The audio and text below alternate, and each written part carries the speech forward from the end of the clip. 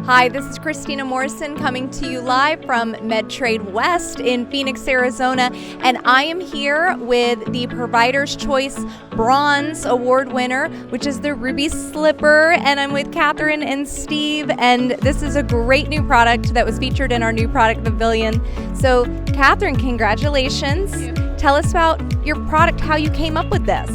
Well, I developed it for my mom because when she would go to sit on the car seat, it was like she was on Velcro, and there was nothing out there that would help her be able to get into the seat and get the rear end to the back. And so I kept trying to figure out what would slide, and so this is sort of the end result of that. So it goes on a chair in a car and it kind of slides. Tell us just a little bit about that. basically what it does is you put it over the headrest, you connect it to the back of the car seat with a buckle, and then it separates into two pieces at the seat. And then what you do is you put the top piece over the side, and then the person just sits on the edge, and then they turn into the car and just slide right back at the same time. That's awesome, and obviously it was well liked by our attendees here because they voted you for the Bronze Award winner. Steve, what can you tell us? What were you hearing from providers at the show?